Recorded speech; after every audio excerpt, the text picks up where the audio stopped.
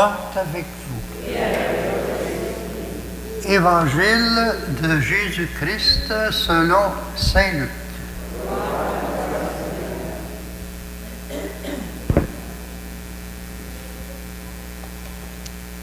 En ce temps-là, les apôtres dirent au Seigneur, « Augmente en nous la foi. »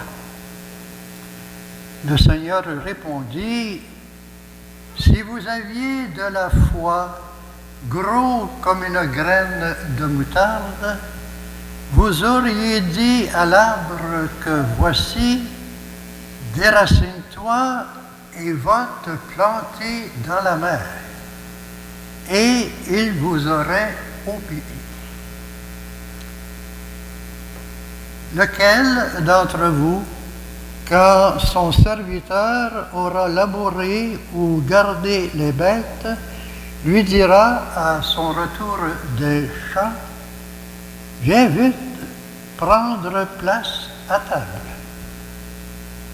Ne lui dira-t-il pas plutôt, « Prépare-moi à dîner, mets-toi en tenue pour me servir, le temps que je mange et boive, ensuite tu mangeras et boiras à ton tour. »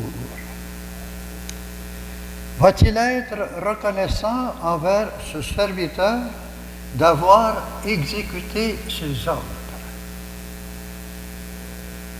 De même, vous aussi, quand vous aurez exécuté tout ce qui vous a été ordonné, dites, nous sommes de simples serviteurs. Nous n'avons fait que notre devoir.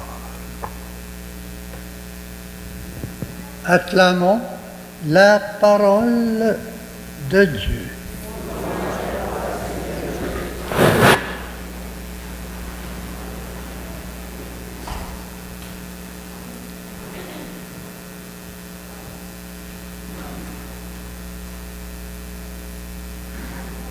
En ce 27e dimanche du temps liturgique ordinaire, que nous propose la parole de Dieu que nous venons de proclamer.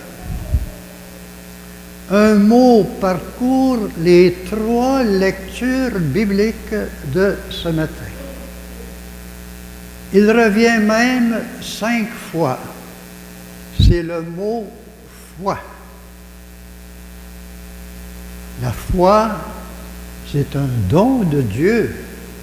C'est une vertu théologale qui nous donne la force pour passer à travers les épreuves de la vie. La foi, c'est une lumière qui éclaire les événements, mais dans la vision de Dieu. Une lumière qui nous éclaire pour chercher le sens de ces événements et pour chercher la volonté de Dieu dans le discernement. Seigneur, augmente en nous la foi.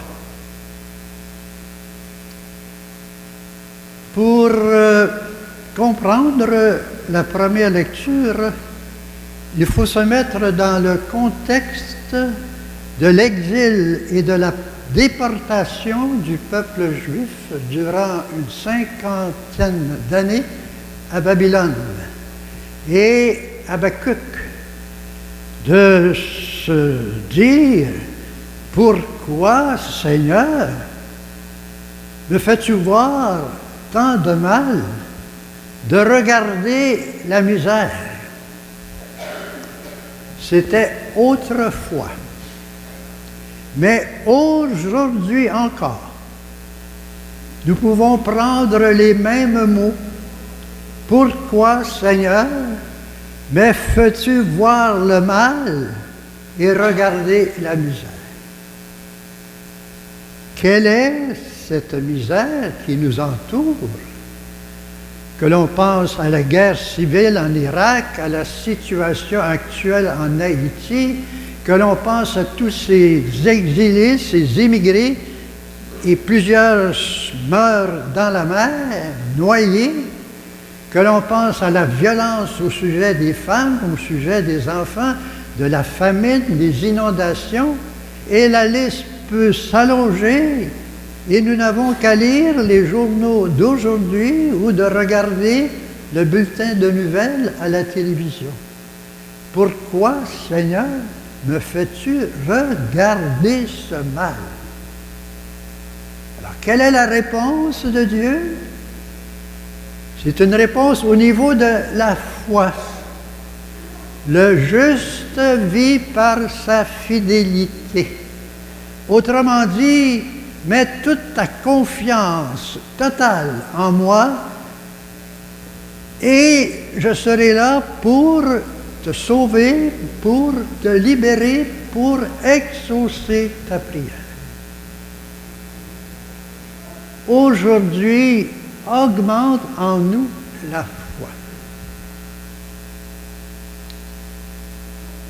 Que nous propose Saint Paul dans sa lettre à son ami, à son enfant bien-aimé Timothée.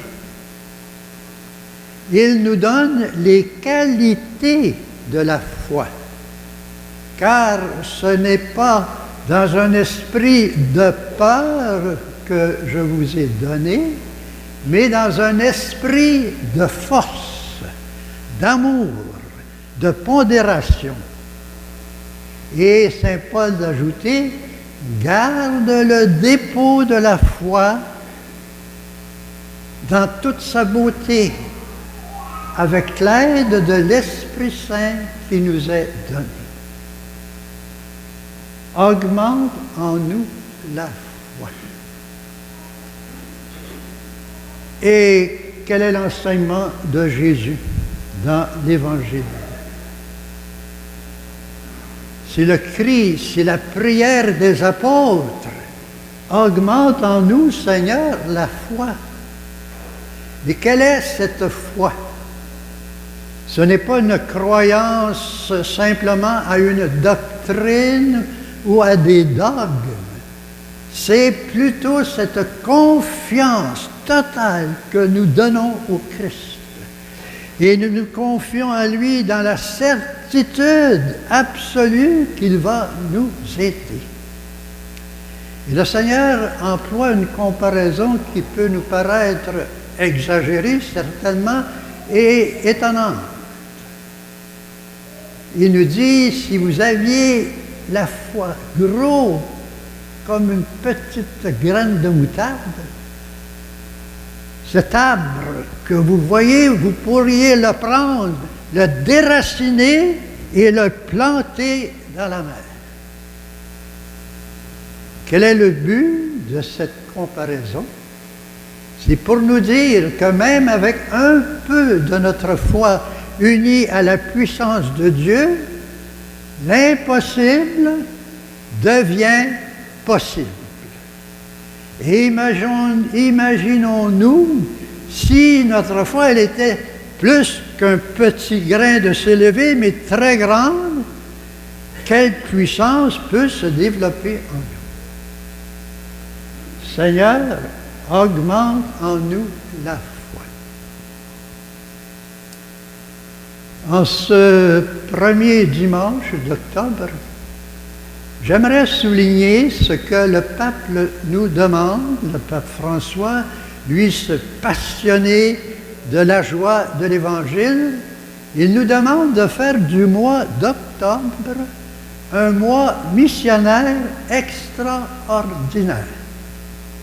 Et le thème de ce mois, c'est « Baptiser et envoyer ». Autrement dit, le baptême, c'est pour une mission. Et la mission, elle est de tous les âges, même après 75 ans. Elle est de tous les temps, même si nous sommes malades ou en bonne santé. Alors, c'est baptiser un jour, baptiser pour toujours. Alors, quelle est cette mission dans notre milieu actuel au Québec, un milieu sécularisé, un milieu où l'indifférence à Dieu et à la religion n'existe plus. Quel est notre rôle là-dedans? C'est le témoignage de notre foi. Un témoignage, comme nous demande le pape, par attraction et non pas par prosélytisme. Et comment rendre ce témoignage? Les occasions sont multiples. Que l'on pense au témoignage des grands-parents vis-à-vis les petits-enfants, le témoignage de foi vis-à-vis leurs propres enfants qui se sont éloignés, que l'on pense au témoignage qu'on peut rendre dans nos conversations amicales, dans notre milieu de travail, dans notre milieu de récréation. Seigneur, augmente en nous la foi. Et quel est ce rôle que nous avons en lien avec la mission dans les pays lointains? Nous ne sommes pas tous appelés à aller dans ces pays, mais nous pouvons agir pour les missionnaires qui s'y rendent. Je vous propose simplement un exemple personnel.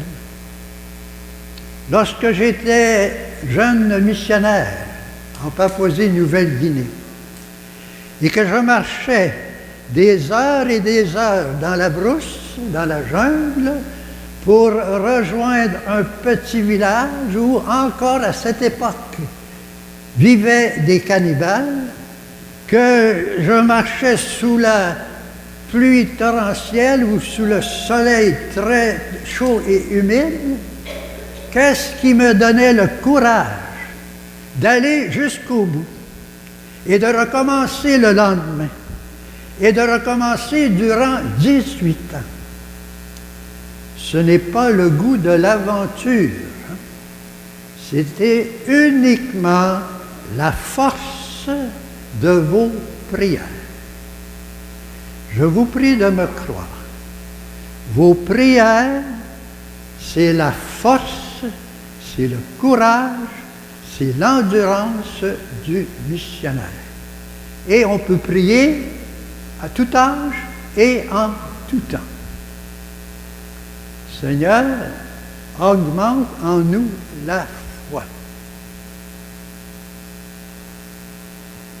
Durant ce mois d'octobre aussi, c'est le mois dédié à la prière du Saint-Rosaire.